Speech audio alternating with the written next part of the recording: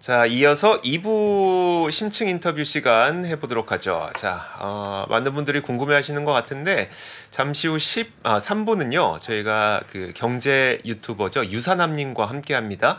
어제부터 시작을 해서 이제 앞으로 매일 유사남님과 10시 경부터 10시 반 정도까지 미국 개장 시황을 같이 살펴보니까 여러분들 기대하시는 분들 좀 함께 기다려주시면 좋을 것 같아요. 자, 한양대학교 국제대학원 김광석 교수 경제 읽는 남자 모셔보겠습니다. 어서 오세요. 네, 안녕하세요. 안녕하세요. 아, 이거 반갑습니다. 말 틀리면 안 되는구나. 예. 경제 읽는 남자가 아니라 경제 읽어주는 남자. 맞아요. 그렇죠, 그렇죠. 왜냐면 상표권이니까. 그러니까 바뀌면. 그러니까 경제를 읽는 남자도 안 되고. 예, 맞아요. 경제 읽어주는 남자. 네. 자, 지금 앞에 보니까 책이 한 권 있으신데. 그렇습니다. 예. 뭔가요? 예, 발간일입니다, 오늘이. 오늘 나왔어요? 예. 경제 입문서입니다. 경제 입문서. 많은 분들이 이제 경제 공부하실 때 네. 어떻게 시작을 해야 될지 모르겠다 이렇게 네. 하시는 분들이 많아서 정말 오랜만에 입문서를 좀 발간했었습니다. 윤정기에서 바로 나온 거네요, 오늘. 네, 맞습니다. 15분 경제 특강. 예. 이거 왜 15분이에요? 이게 총 이제 파트 1은 있고 파트 2에서 각 부문별로 네네. 14강이 있는데 금리, 환율, 물가 뭐 이렇게 그것을 15분이면 마스터할 수 있다. 하루에. 한 강의당? 네. 그럼 15 곱하기 14네요. 그렇죠. 이제 그럼 한 달이면 마스터할 수 있다. 네네. 15분만 투자하면. 정말 네. 좋습니다. 네. 금리, 물가, 환율, 주식, 채권, 부동산 이 모든 것들을 네. 한 강의당 다 15분씩 그렇죠. 공부하면은 독파할 수 있는 네. 자, 15분 경제 특강. 여러분들께서도 많은 사랑 부탁드리도록 감사합니다. 하겠습니다. 자, 일단 오늘 교수님하고 할 얘기는 네. 저 일부에서도 그거 딱 단도직입적으로 물어봤는데 네. 이번 올리고 동결할 것 같으세요? 안 할 것 같으세요? 열어놓을 거라고 보고 있습니다. 애매모호하게 이야기할 겁니다. 네, 그 이야기 좀 해주세요, 그러면. 네. 일단 이번에는 금리를 분명 동결이 아니라 0.25%포인트 올리고요. 네. 그럼 이제 한국 관점에서는 격차가 이제 최대치로 벌어지는 그러니까요. 그것은 이제 여러분들이 다 예견하고 계시는 그런 것이고요. 그건 예견하는 거니까 파월이 결국 금리를 추가적으로 인상할 것 같다라는 뉘앙스를 비칠지 아니면 추가적인 금리 인상은 더 이상 없다라는 식으로 의견을 좀 발표할지 그 부분이 가장 큰 관전 포인트라고 볼 수 있는데 지금으로서는 어쨌든 금리 인상을 할 수 있다라는 것을 열어놓을 가능성. 그러니까 계속 얘기했다시피 뭐 그동안 몇 개월에 걸쳐서 계속 똑같이 얘기했듯이 앞에 향후의 데이터가 어떻게 나오느냐에 따라서 주로 물가 데이터라든가 특히 금융부실 여부 이게 새로운 어떤 기조가 등장했기 때문에 3월 달에 은행 파산이 있었고 SVB 사태가 있었고 그리고 4월 쯤에는 이게 좀 진전되는가 보다 했다가 다시 퍼스트 리퍼블릭 뱅크의 인수가 있었기 때문에 금융부실에 대한 가능성, 뱅크데믹에 대한 가능성이 지금 점증되고 있어요. 그것이 좀 관전 포인트가 될 겁니다. 그래서 금융부실 여부에 대해서 얼마나 연준이 좀 진중하게 판단하고 있느냐 아니면 이거 큰 문제까지는 아니다 시스템적 리스크까지는 발생하지 않는다 요 정도 선에서 그냥 진화하는 수준으로 갈 것이다 라고 볼 것인지 여부가 결국은 금리 인상을 추가적으로 할지 여부를 판단하는 기준이 되겠죠. 지금까지 연준과 관련 여는 총재들이 발언을 했던 것들을 종합해 보건대 그러니까 재무장관 말까지 포함해서 종합해 보건대 어떤 식으로 그러니까 그러니까 뱅크데믹 에 대해서 어떻게 얘기할 것 같으세요?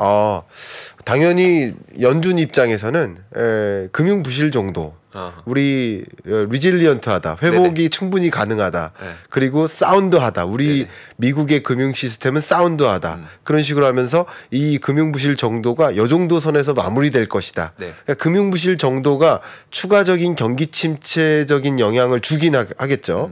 왜냐하면 은행들이 적극적으로 대출을 못 해줘요. 왜냐 안정성을 챙겨야 되니까. 네네. 아무한테나 대출 못 해줘요. 그쵸. 예를 들면 우리나라는 비슷하게 미분양 사태 때문에 부동산 PF 대출 이게 좀 관건이기 때문에 이 금융권이 건설사에게 대출을 안 해줘요. 예를 들면 그런 거예요. 네. 그런 것처럼 제조업이나 많은 기업들에게 대출을 적극적으로 안 해주기 때문에 이게 일종의 기준금리 인상 효과가 돼요. 그렇죠. 예, 그렇기 때문에 이게 경기 침체를 추가적으로 만드는 그런 요인이 되겠지만 어쨌든 미국 경제 입장에서는 경기에 있어서는 좀 자신감을 갖고 있으니까 지금 현재의 관전 포인트는 여전히 물가다. 여전히 물가가 될 것이라고 저는 생각을 하고 있습니다. 그런 부분을 이제 하나하나 진단해 보면 어떨까 생각이. 네, 그럼 하나씩 한번 진단을 해주시겠어요? 그러면? 네, 그럼 한번 경기부터 볼게요. 네네. 글로벌 경기 침체 국면에 지금 진입해 있다라고들 많이 생각하고 계시는데 네. 그게 어느 정도이냐? 그리고 미국 경기는 어떠냐? 왜냐하면 여러분이 이제 연준의 의사 결정을 판단하는 그 기준을 다 축약해 버리면 네. 수백 가지 요소를 고려하겠지만 네. 그걸 세 가지로 함축해 보면 세 가지: 네. 물가 안정, 네. 경기 안정, 네. 금융 안정. 그렇죠. 이 세 가지가 기준인 거예요. 네. 그럼 먼저 물가 안정 좀 이따 보도록 하고 경기 안정 어느 정도인지를 볼게요. 네. 신경 쓸 만큼의 경기 침체인지 미국 경제 관점에서 하나하나 보면 좋을 텐데 자료를 제가 제시해 드리도록 하겠습니다. 일단 세계 경제 관점에서 먼저 주민을 해볼게요. 세계 네. 경제부터 보면서 20년에 팬데믹 경제 위기 왔었죠. 이게 네. 바로 경제 위기죠. 그리고 경기가 좀 살아나는 듯 했다가 더 다시 안 좋아지는 L자로 꺾여 들어가죠.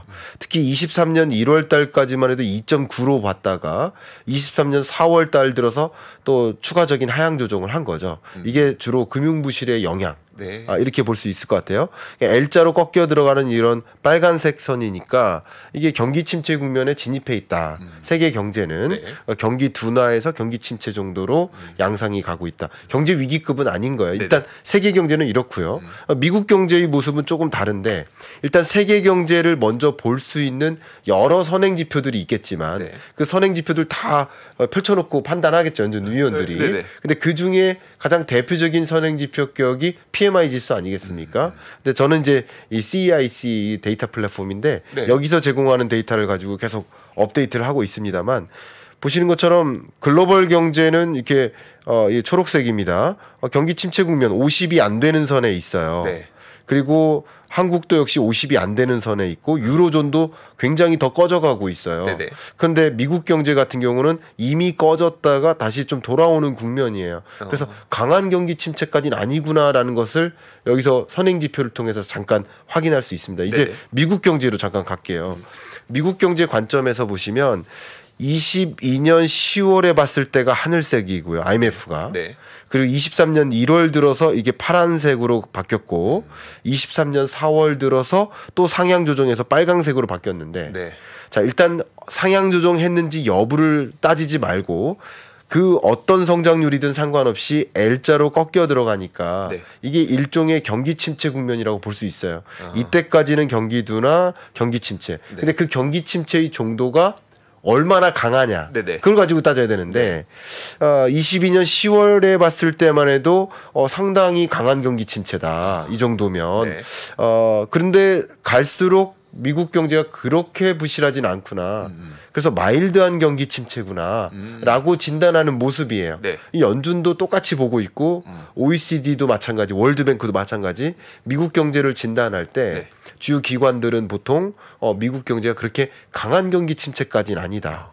마일드한 경기 침체다. 그러니까 소위 미국이 연준이 어느 정도 용인했던 네네. 유인했던 경기 침체인 거예요. 왜냐하면 이 정도 경기 침체는 와야 물가가 잡히는 그러니까요. 거예요. 예. 네. 왜냐하면 이 수요를 떨어뜨려야 되니까 네네. 기업들의 신규 투자를 줄이고 소비자들의 새로운 소비를 줄여야 경기 침체가 오니까 그러니까 이제 결국 수요가 줄어드니까 공급 부족이 아니라 수요가 이제 부족해지는 이런 식으로 만들어야 물가가 잡히는 거니까 유도했던 경기 침체. 네네. 그러니까 자 그러면 이 세 가지 요인 중에서 연준 입장에서 혹은 네. 파월 입장에서 네. 경기라는 면을 고려할 필요가 상당히 없다라는 거예요. 줄었죠. 네. 네, 경기라는 요소는 고려하지 않아요. 그러니까 경기 침체가 강하면 시스템적 리스크처럼 경제 위급급이라고 본다면 네네. 금리를 당장이라도 인하해야겠죠. 그러나 경기가 이렇게 수용할 만큼의 경기 침체니까 이걸 우려해서 금리를 성급하게 인하하거나 네. 그럴 이유는 없는 거예요. 예를 들어 볼게요. 2008년 글로벌 금융위기가 왔었을 때도 시스템적 리스크죠. 네. 그때도 다른 거 다 뒤로 미루고 그리고 정례 회의가 1년에 8번 있잖아요. 그 정례 회의도 그냥 상관없이 긴급 소집 회의를 열어서 B컷의 금리 인하를 단행합니다. 역시 2020년 팬데믹 위기 때도 정례 회의가 이번 주에 있는데도 일단 예를 들어서 목요일인가 있는데 월요일 날 긴급 소집 회의 열어가지고 B컷의 금리를 인하하죠. 0.5%포인트. 그러니까 이렇게 시스템적 리스크 정도까지 생각한다면 금리를 그냥 다른 거 신경 안 쓰고 일단 금리를 인하하는 거죠. 그런데 지금과 같이 경제 위기도 아니고 경기 침체도 아니고 마일드한 수준의 요 정도는 우리가 감당하려고 했어. 그 정도보다도 더 좋은 경기라고 보는 거죠. 현재까지는. 경기가 이렇게 탄탄하다면 사실 금리를 지금 당장 내려야 될 유인은 없는 거네요. 일단 경기라는 관점에서 먼저 그것에 집중해서 경기만 봤을 때. 먼저 확인한 거예요. 그다음 나머지 요소도 확인해보고 종합적으로 한번 판단해보면 어떨까 하는 생각이. 다음 거는 뭘까요? 당연히 우리는 금융 불안인데 금융 불안을 좀 뒤로 미룰게요. 지금의 관전 포인트는 어째 물가니까. 그리고 연준 입장에서 물가를 어떻게 진단하나. 한번 그걸 속속들이 들어가 보면 어떨까? 그거 오늘 보는 거예요, 그러면? 오늘 좀 보자는 거죠. 연준 입장에서 파월은 어떤 생각으로 물가를 판단하고 있나? 그러니까 시장은 금리를 인하할 거라고 기대하고 있거든요. 이미 약 7월이나 그 이후에 금리를 인하할 거야라고 기대하고 있는데 그 기대하는 이유 중에 하나는 물가가 상당 부분 잡히고 있기 때문이다. 잡히고 있다라고 인식하고 있는 거예요. 자, 그 부분을 한번 설명드려 보면. 자, 물가 지표를 좀 보여드리도록 하겠습니다. 이게 CPI부터 먼저 볼게요. 그러니까 여러 지표를 다 볼게요. CPI를 보면 물가 상승률이 어쨌든 22년 6월에 9.1% 찍었었잖아요. 그리고 상당한 수준으로 떨어져서 5.0으로 내려왔어요. 저렇게만 보니까 물가 엄청 떨어진 엄청 떨어져. 그리고 지난달 물가 6.0보다도 떨어졌어요. 그러니까요. 발표일 기준으로. 근데 이 CPI는 지금 3월 물가인 거죠. 왜냐하면 4월에 발표됐던 CPI니까 5월에는 이제 4월 물가가 발표되니까 4월 물가가 아직 안 나온 거예요. 자, 그러면 6.0에서 5.0까지도 떨어졌으니까 이걸 보면 어떻게 된 겁니까? 물가 다 잡혔구나. 디스인플레이션이구나. 인플레이션 끝났다. 이렇게 생각할 수 있어요. 근데 이 그래프를 제가 그대로 연장할게요. 조금 더 앞으로. 그래요? 그대로 연장할게요.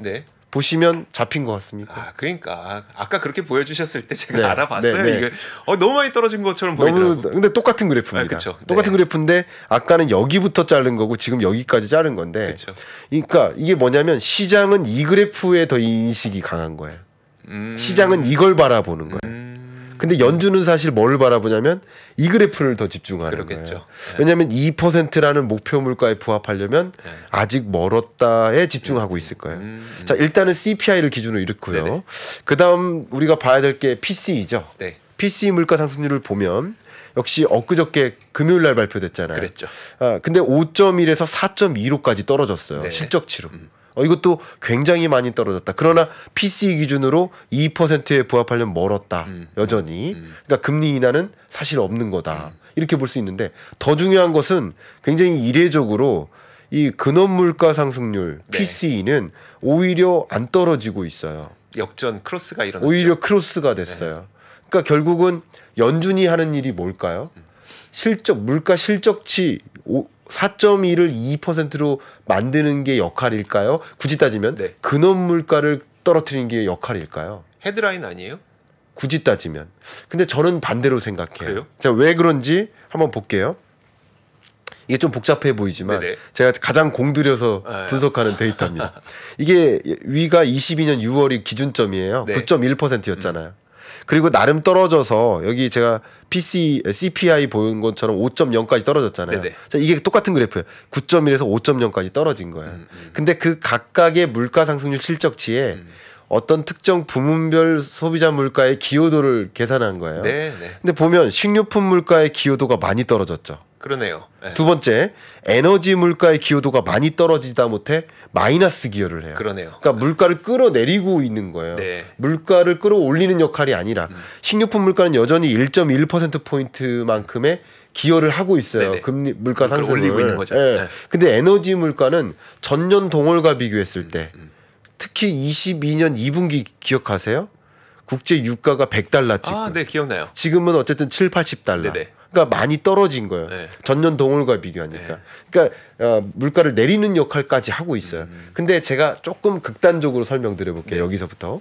식료품 물가 안정은 중앙은행의 롤일까 아니면 농림수산식품부의 롤일까? 중앙은행은 아니죠. 농림부예요. 네, 그렇죠. 예, 우리 조류 독감 터지고 네네. AI 뭐 이렇게 네. 하면 달걀 가격 치솟고 닭고기 가격 네. 치솟잖아요.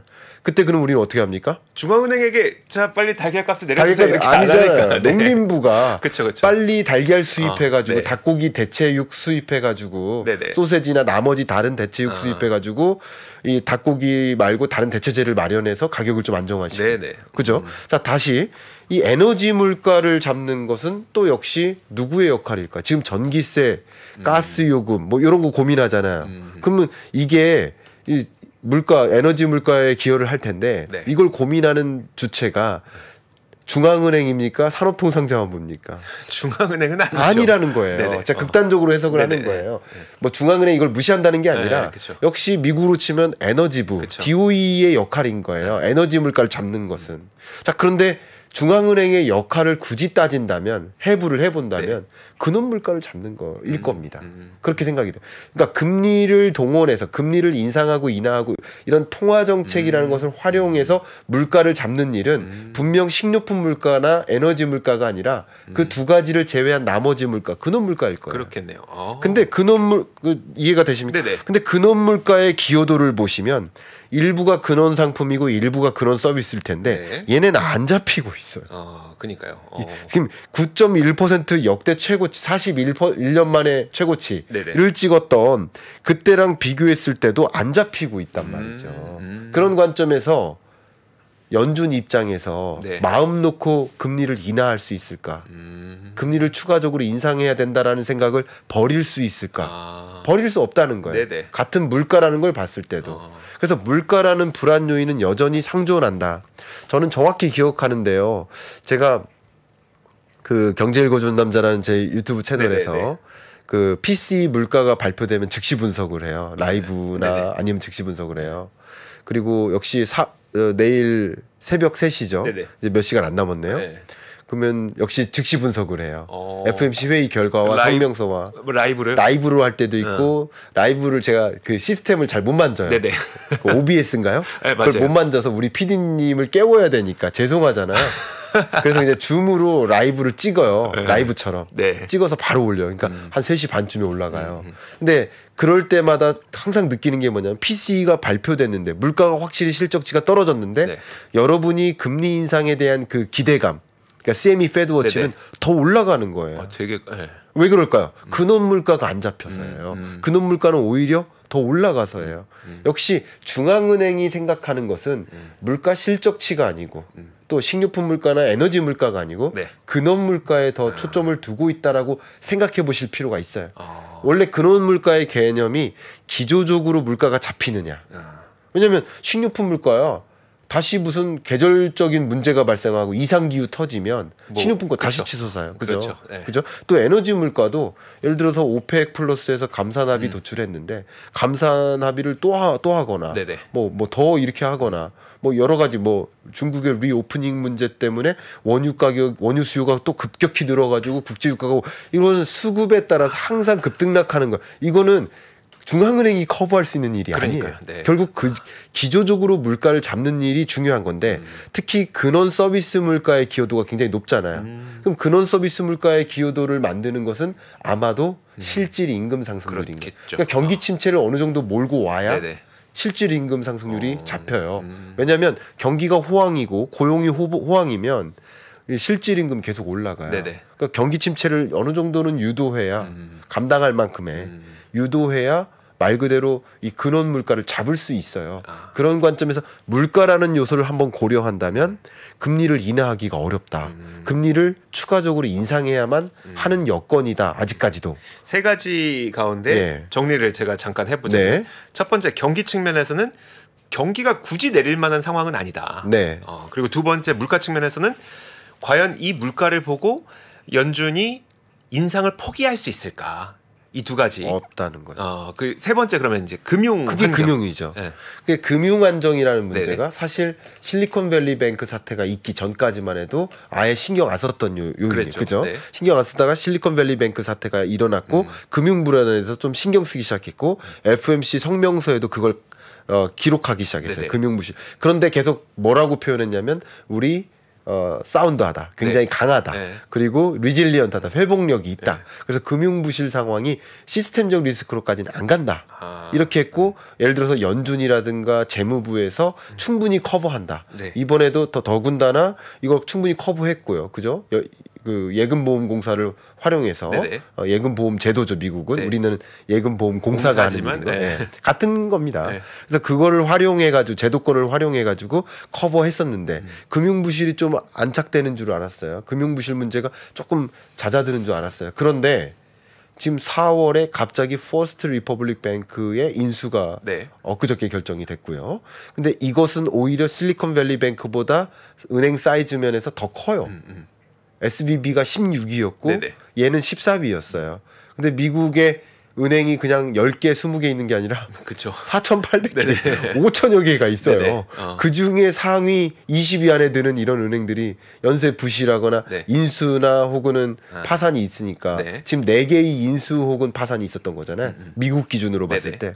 그러니까 금융부실 문제가 해소되지 않았구나 하는 걱정이 되는 거예요. 근데 그게 왜 드는지를 한번 잠깐 설명드려보면 자료를 잠깐 보여주시면 좋겠습니다. 네. 일단 뱅크 디파짓 이게 말 그대로 예치금이죠. 네. 은행 예치금, 저축액. 네. 그게 그 은행 파산 사태가 있을 때 아더뱅스는 주로 나머지 그 작은 중소은행이라고 볼 수 네. 있겠습니다. 25대 라지뱅크와 나머지 은행 구분했을 때 그 작은 은행으로부터 디파짓이 쫙 빠져요. 네. 대신 그게 어디로 이동해요?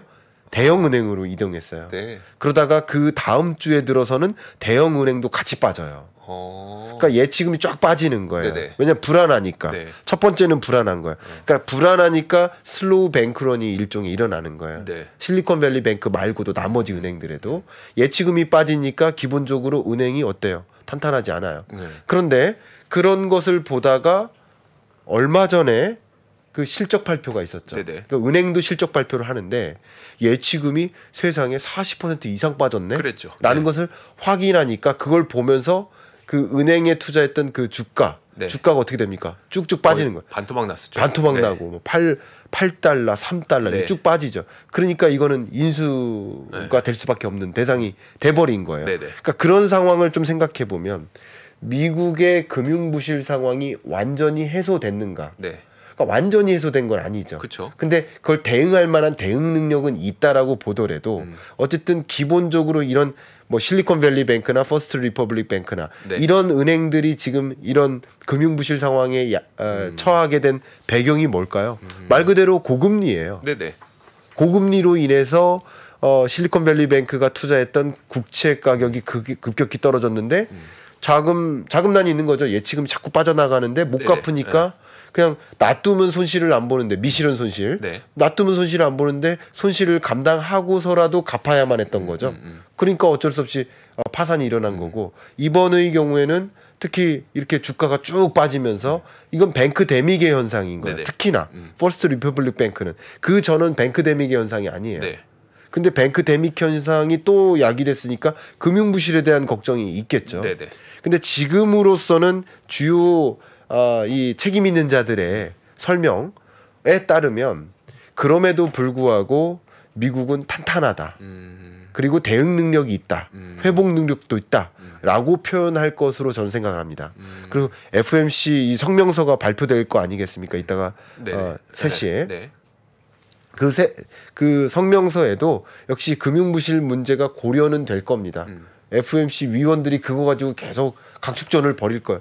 야, 이거 금융부실 심각해.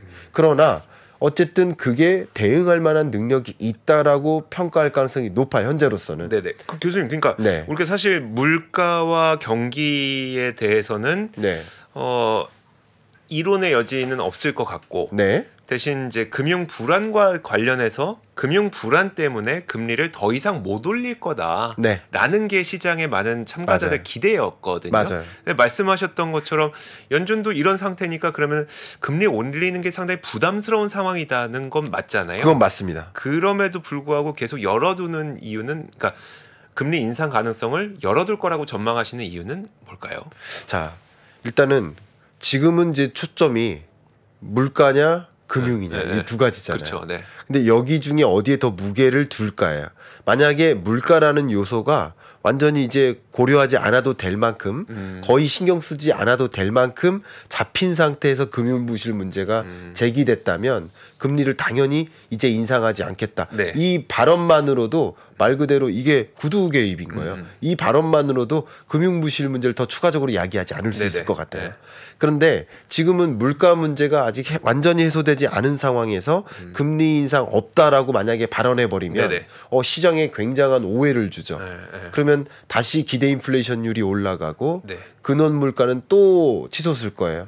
그런 것들을 굉장히 우려하기 때문에 그래서 저는 모호하게 열어둘 것이다. 그러니까 이번에 베이비 스텝 인상하고 앞으로는 금융부실 여부에 대한 진단, 우리나라로 치면 금융안정보고서 같은 거 발표하잖아요. 네네. 그런 것처럼 계속 그런 데이터를 볼 거고 금융부실 여부에 대한 그 진단, 그 데이터를 볼 거고 또 물가 불안 여부에 대한 데이터 볼 네네. 거고 이런 데이터를 그리고 경기 불안 여부도 또 계속 모니터링 할 테니까 고용이나 이런 지표들을 보면서 진단해 나가겠다라는 모호한 표현을 할 거라고 저는 생각을 합니다. 그 교수님 혹시 예상하시기에 네. 파월이 어떤 얘기를 하면 시장이 어떻게 반응할 것 같고 이런 네. 것들 혹시 시나리오 갖고 계신 거 있으세요? 시나리오는 있죠. 어. 일단은 금융 불안에 대해서 네. 굉장히 강하게 진단해요. 일단 우리가 파월 의장이 성명서를 발표하는 걸 보면 첫 번째 문단에 경기 네. 진단을 해요. 맞아요. 두 번째 문단에서 이제 금리를 올렸습니다 해요. 네, 네. 세 번째 문단까지는 제가 기억이 잘 안 나요. 네, 네, 어쨌든 네. 첫 번째 문단에 경기 진단을 할 때 네. 그래서 항상 우리가 여기서 봤던 거는 물가가 높았습니다. 네. 하지만 경기는 건전합니다. 이런 걸 봤었는데 예. 이번에는 금융시장, 그러니까 은행들이 어떻습니다. 이걸 네. 되게 강하게 얘기할 것 같다고요. 예. 왜냐하면 그것은 3월부터 네. 3월 FOMC부터 금융시장에 대해서 좀 많이 네네. 비중이 늘어나기 시작했어요. 근데 그 비중이 늘어난다. 그리고 사일런트하다, 혹은 사운드하다, 네네네. 혹은 이렇게 리질리언트하다라는 네. 종류의 문구가 조금 완화돼서 금융 문제를 우리는 심각하게 고려할 필요가 있겠다 앞으로 네네. 조금 더. 그러니까 물가 심각하고 물가 계속 고려해야 된다라는 문구는 여전히 남아 있을 텐데 네네. 그거보다 조금 더 금융 부실에 대해서 신경을 써요. 그런 문구가 더 많이 성명서에 담기고 기자회견에서도 그런 부분을 더 강조해요. 이게 왜 그러냐면 성명서에 담긴 내용은 파월 혼자만의 생각은 아니잖아요. 그렇죠. 네. 연준 위원들의 생각이에요. 근데 연준 위원들이 각 어떤 지역의 연준 의장이냐에 네네. 따라서 조금 더 자기 지역 내 금융 부실이나 물가 여부를 더 강하게 느낄 거 아니에요. 네네. 그죠? 우리나라도 지역마다 물가가 다르고 네. 지역마다 우리나라 서울의 경우에는 부동산 PF발 금융 부실 여부가 그렇게 걱정이 않죠. 안 돼요. 크진 않죠. 근데 그게 크게 고려되는 지역이 죄송합니다. 그 지역을 거론해서 네. 그러나 미분양 주택이 급격히 쌓인 가장 많이 해소되지 않는 지역이 경북, 대구, 충남이에요. 그렇죠. 네. 이런 지역의 지방 그 은행이나 네네. 그 건설사들은 굉장히 우려하거든요. 그런 것처럼 연준 위원들이 그런 것을 더 심각하게 고려하는 연준 위원들의 목소리가 더 많이 담길 가능성이 있죠. 네네. 야, 지금 우리 지역은 우리 스테이트 같은 경우는 장난 아니야. 네네. 우리는 정말 이 금융부실 상황 너무나 심각한 상황이니까 금리 추가적으로 인상 안 해도 돼 하는 종류의 목소리를 더 많이 발언하면 발언할수록 그런 부분들이 성명서에 더 많이 담겨 있을 수 있고 어쨌든 이 파월은 전체 위원들을 그 대표해서 네. 얘기하는 것이기 때문에 그런 의견들도 어느 정도는 파월의 의견도 있겠지만 네. 다소 그런 연준 위원들의 표현들도 할 겁니다. 그래서 금융부실 문제를 매우 심각하게 강조하면 강조할수록 네. 특히 예를 들어서 상업용 부동산 문제가 지금 많이 심각한데 네네. 우리나라의 미분양 주택이 해소되지 않고 7만 5천 호까지 계속 치솟는 것처럼 역시 상업용 부동산의 공실률이 계속 치솟고 있기 때문에 그런 부분을 좀 더 강조한다든가 예를 들어 상업용 부동산을 거론한다든가 그런 것들이 일종의 금리 인상을 추가적으로 못한다라는 뉘앙스가 될 가능성이 있겠죠. 그걸 시그널로 받아들일 가능성이 있는 거죠. 그건 시그널이죠. 예. 지금 왜냐하면 베이비 스텝을 인상한 다음에 5.25%를 만들고 그럼 이 정도면 어쨌든 물가 잡는데 충분한 금리 아니냐로 인식할 수 있어요. 왜냐하면 이미 기준금리와 PCE 물가 상승률이 크로스 됐잖아요. 네네, 그렇죠. 크로스 됐단 말이죠. 어쨌든 이 정도면 물가 안정화의 수순에 간다. 뭐 그런 식으로 받아들이고 그리고 뭐 근원 물가 4% 정도가 뭐 어디가 어때서 지금 금융부실이 더 문제인데.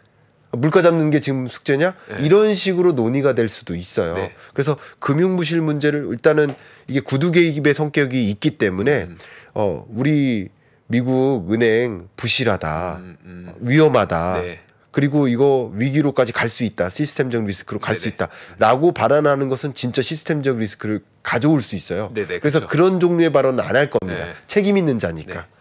그 발언 자체가 그 구두 개입적 성격이 있으니까. 그러니까 저는 오늘 교수님하고 말씀을 나누면서 제일 풀고 싶은 그 숙제는 뭐냐면 그러면 파월 의장이 어떤 얘기를 했을 때 우리가 이걸 어떤 시그널로 받아들여야 되느냐인 거거든요. 앞서 말씀해 주셨던 것 첫 번째 하나 풀린 거는 만약에 금융 불안이 좀 심하다라는 이야기와 그리고 상업용 부동산이 그러니까 물론 그렇게 적나라하게 얘기하지는 않을 거예요. 파월 의장이. 근데 그러니까 금융 불안과 상업용 부동산 문제가 좀 뭐 있습니다라는 뉘앙스를 말하면 이거는 더 이상 금리를 안 올리겠다는 시그널로 아마 시장은 받아들일 것이고 혹시 또 다른 것도 뭐가 있을까요? 그 외에는 크게 고려되지 않을 거라고 생각합니다. 그러니까 지금의 관전 포인트가 완전히 금융에 지금 집중하고 있는 모습이에요. 물가와 물가 조금, 금융 조금. 그래서 기존 성명서에는 이제 금융 얘기가 많이 안 담겨 있었거든요. 근데 3월부터 등장한 거고 4월에는 FOMC 회의가 없었고 지금 5월에 FOMC 회의 때는 그 금융에 대한 이야기, 금융 안정 한가에 대한 이야기가 좀 더 지배적으로 문구가 실릴 텐데 만약에 리질리언트하다라는 문구를 없애거나 만약에 사운드하다라는 문구를 없애거나 금융 시스템이 그러면 금리 인상은 없는 거예요. 그런 문구가 만약에 사라진다. 그렇겠네요. 그렇죠. 그리고 지금 금융 부실 문제에 대해서 조금 더 강조한다거나 그런 종류. 그래서 특정 지역의 경우에는 금융 부실이 좀 더 전이되고 있다고 연준 위원들이 진단한다는 그런 뉘앙스를 얘기한다거나. 성명서든 기자회견이든 그런 종류의 얘기를 하면 확실히 금융 쪽에 대한 신경을 더 쓰고 있는 그러니까 무게추가 다 중요하죠. 경기도 중요하고 물가도 다 중요한데 조금 더 금융에 신경을 쓴다라는 그 뉘앙스가 확실히 배어 나온다면 그러면은 금리 인상이 추가적으로 없고 여기가 끝이다. 5.25%가 끝이다라고 인식할 가능성이 높게 되겠죠. 알겠습니다. 그 이야기를 듣고 싶었습니다. 그렇군요.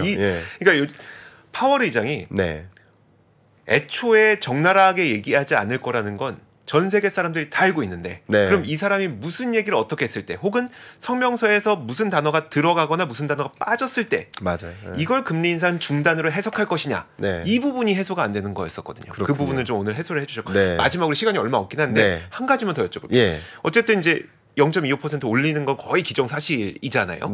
그럼 제가 말씀하셨던 대로 한국과 미국의 금리 차가 역대 최대로 벌어져요. 이거 그러면 원화 약세가 더 심해지는 거예요? 우리나라 입장에서는 어떻게 될 것 같으세요? 우리나라 좀 말씀해 주세요. 저는 아니라고 생각합니다. 왜냐하면 그 역대 기준금리 역전 현상이 일어난 시점들을 비교를 해보면 항상 기준금리 역전이 일어나기 전 단계에 강달러가 찾아와요.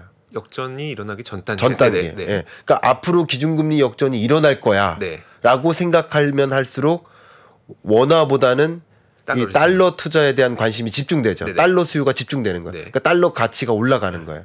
항상 주식 시장도 마찬가지, 외환 시장도 선행 지표예요.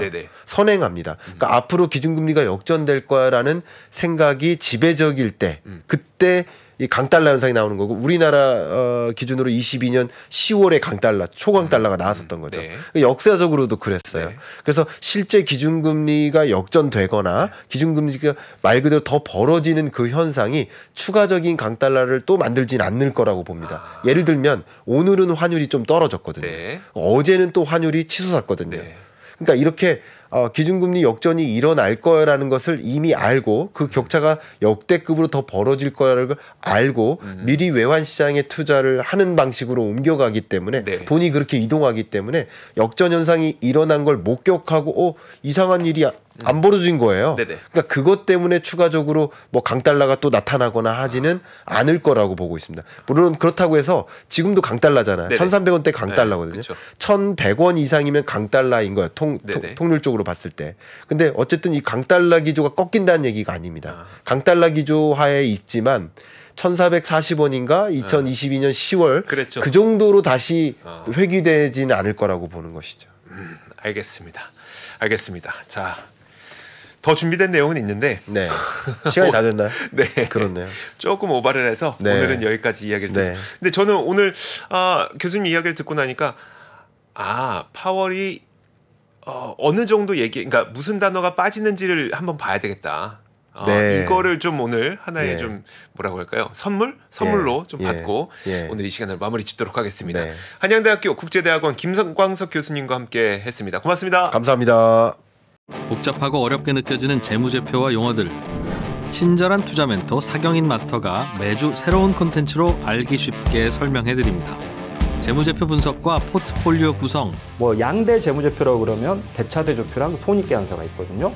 매수 매도 방법, 이때 사는 게 좋겠네. 이렇게 사면 좋겠다. 근데 이렇게 살려면 뭘 해야 되냐면요. 나머지 3분의 1은 놔둬봅니다. 어디까지 가는지. 실전 투자 팁까지 알려드립니다. 오직 3프로 멤버십에서만 만나실 수 있습니다.